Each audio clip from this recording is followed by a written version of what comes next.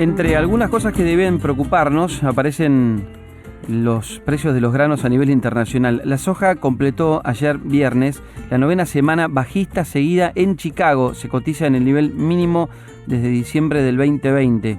Vamos a hablar de ese tema durante este fin de semana y vamos a hablar también de las previsiones que hay sobre la campaña agrícola, porque una de las variables era el clima, otra variable es el tema precios internacionales. Y en función de esos precios internacionales se despierta otra variable, otra vertiente que está vinculada directamente a lo que vaya a hacer el gobierno con la economía y con la propuesta que tenga para que los productores agropecuarios empiecen a comercializar la cosecha cuando eso sea el momento de que deba ocurrir, que va a ser allí por el mes de mayo seguramente.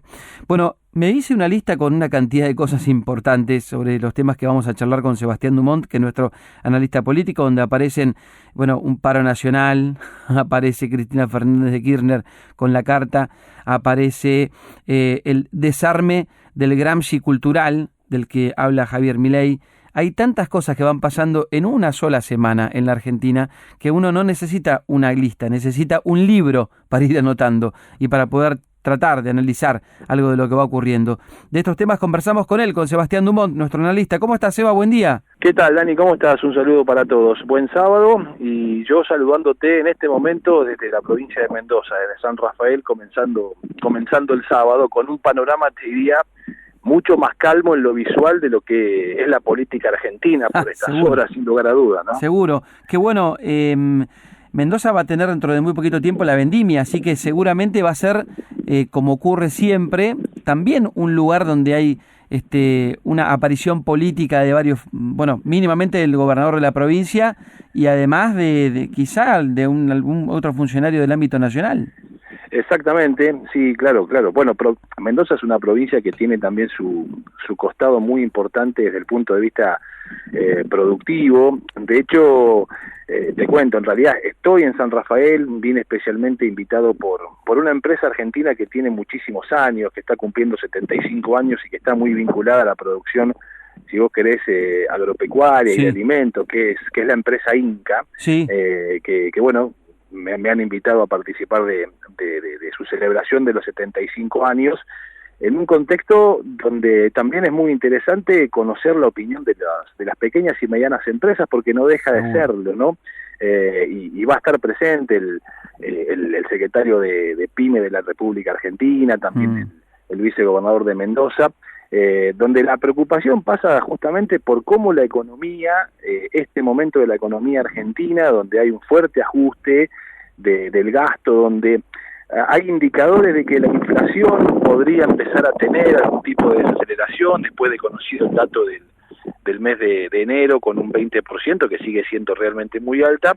Si efectivamente esta recesión que se viene en la Argentina, o que ya estamos viviendo en muchos sectores, puede ser sostenida en el tiempo, ¿no? Este es el gran interrogante que se preguntan los empresarios, los empleados. Claro. Hoy es la gran pregunta que hay circulando en este ambiente desde anoche que llegué a Mendoza, que es el tema principal, ¿no? De aquellos que producen, ¿no? Que tienen responsabilidad de producción, es efectivamente cuánto va a poder sostenerse este andamiaje, ¿no? Con este ritmo de enfriamiento de la economía. Me imagino que mucho más las alimenticias también, teniendo en cuenta los índices de inflación en esos rubros, porque claramente pueden tener un impacto en cuanto a sus ventas, en cuanto a su planificación de producción.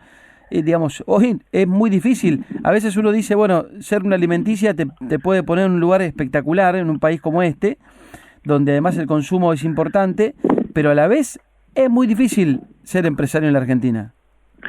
Es muy difícil y sobre todo, los alimentos cayeron en promedio casi un 40% en su venta, según los datos que la semana pasada, ¿te acordás? Conversábamos, sí, que dio a conocer CAME. Bueno, imagínate que si los alimentos cayeron 40%, ¿qué le queda o qué le esperan a otros rubros? Yo leía en la semana algunos informes de consultoras económicas muy, muy interesantes y me llamó la atención particularmente uno de ellos, que decía que, este ritmo de la economía va a llevar a que, por ejemplo, el salario real esté en niveles, escuchá este dato, el salario real esté en niveles similares al post-2001.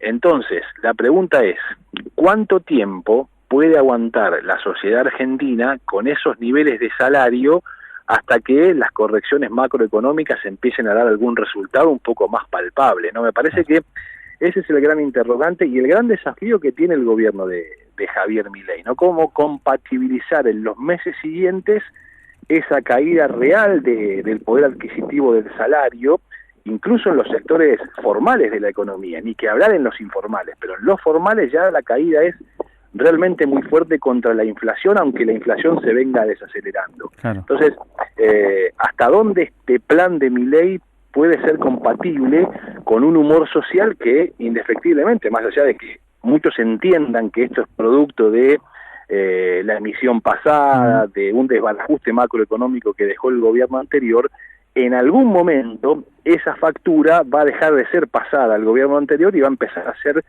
asumida por el gobierno actual de Javier Milei? La gran pregunta es en qué momento va a pasar eso. Y en el medio de todo esto resurge una vez más Cristina Fernández con un documento que también de alguna forma yo diría que le pone un condimento extra a esa paciencia de la que vos estás hablando que puede llegar a tener la ciudadanía.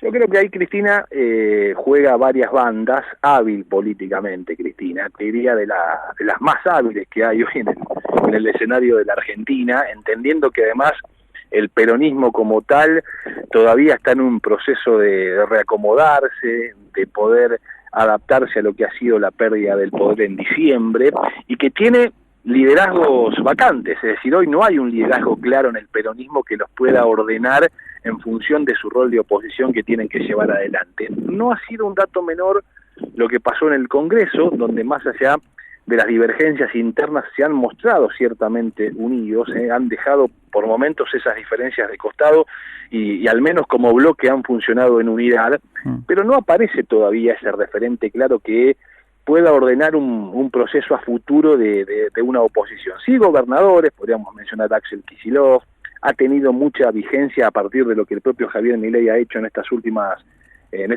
horas y días, por ejemplo, el gobernador de la provincia de Córdoba, Martín Yarlora, pero aparece Cristina, monopoliza la agenda, si queremos polariza con Javier Milei, se pone ella en el lugar de la polarización permanente en la Argentina, una grieta permanente en la Argentina que cuando parecía que iba buscando nuevos protagonistas y nuevas formas, Cristina reaparece en el escenario, y creo también que tiene mucho que ver la reaparición de Cristina con la posibilidad que se había esbozado de un entendimiento mucho más sólido, mucho más visible, ya quizás hasta con desembocaduras del Poder Ejecutivo entre Javier Milei y Mauricio Macri, ¿no?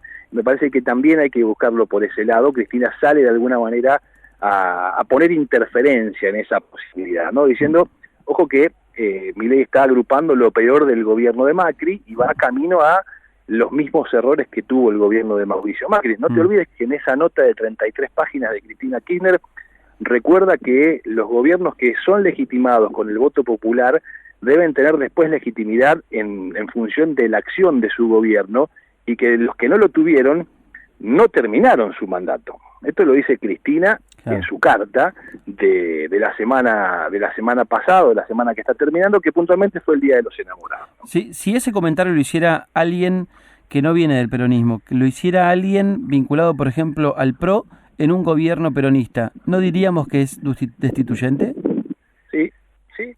Sí, lo podemos decir también de Cristina.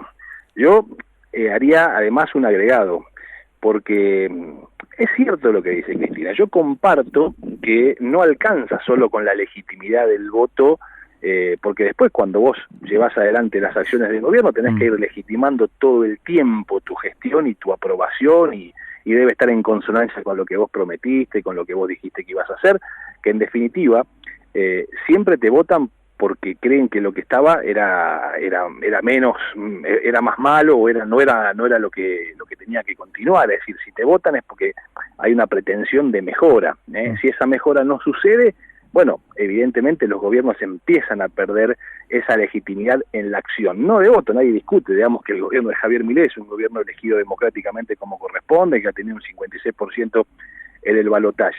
Ahora, esa misma conclusión se podría haber también tomado, según las palabras de Cristina, para con el gobierno de Alberto Fernández.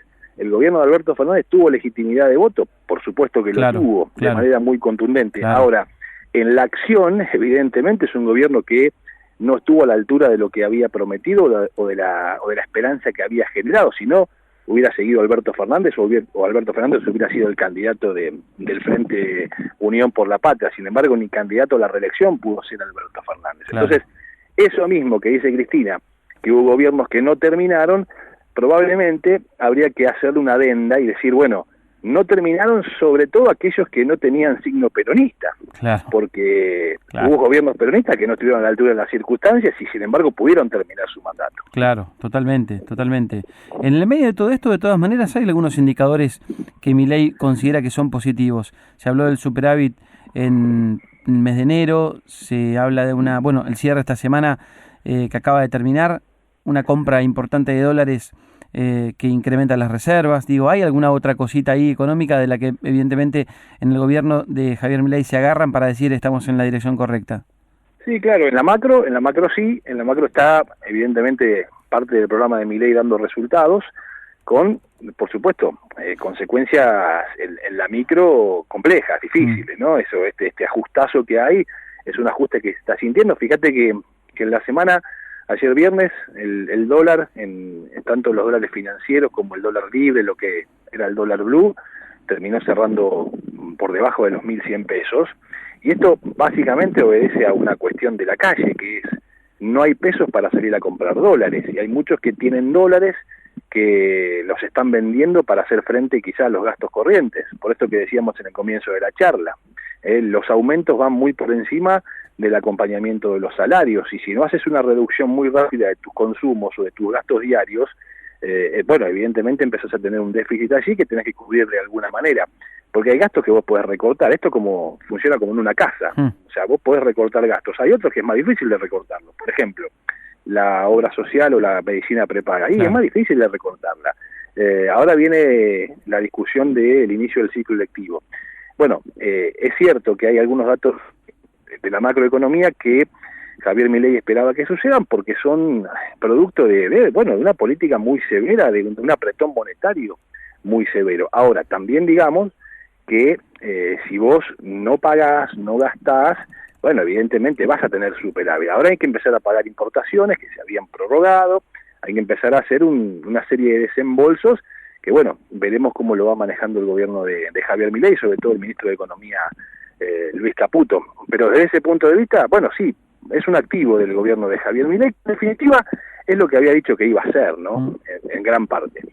Seba, buena estadía allí en Mendoza y seguramente nos contarás algún otro detalle después de que se realice este encuentro importante de la empresa de Inca, ¿no? Me dijiste. Sí, Inca, que cumple 75 años, y que seguramente quien ha transitado por alguna góndola de supermercados o de almacenes. Los tomates, ¿no? Los tomates, los duraznos en almíbar, hay varios productos de esas características. Hay un tema, Dani, que si querés lo tratamos la semana que viene, que me llevé como en estas horas como preocupación de los pequeños y medianos empresarios de la Argentina, y que viene a colación de incluso lo que está discutiendo Javier Milei con las provincias en términos fiscales, que es la cuestión de las retenciones que las provincias hacen del impuesto a los ingresos brutos, que muchas veces quedan a cuenta, es decir, las empresas terminan teniendo retenciones mayores a lo que efectivamente les corresponde pagar mensualmente. Muchas de ellas son a través de las cuentas corrientes con lo que se conoce como el CIRCREV, y las empresas no pueden recuperarlo, y es una montaña de plata que les sirve a las provincias para financiarse con plata que podría estar introducida en la producción.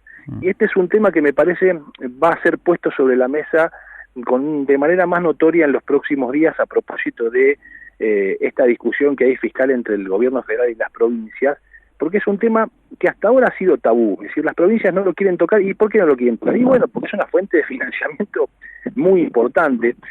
Vos imaginate que una empresa, por ejemplo, radicada en Mendoza, que vende en el Chaco, termina teniendo retenciones en ingresos brutos, por ejemplo, en la provincia del Chaco, y no los puede recuperar, no los puede recuperar, y es dinero que está allí, que alguien lo utiliza, que alguien se financia y que no va a la producción. Y esto me parece que es un tema para seguirlo muy de cerca, entre las cosas que he escuchado por estas horas hablando con muchos pequeños y medianos empresarios de la Argentina. Buenísimo el dato, Seba. Buena tu impresión también. Te mando un abrazo grande, buena estadía en Mendoza, a disfrutar, y después seguiremos hablando. Ese tema que acabas de mencionar, retenciones, coparticipaciones, relaciones con los gobernadores, solamente tiene un punto de partida, sin dudas que va a seguir durante las próximas semanas. Así que vamos a hacerlo.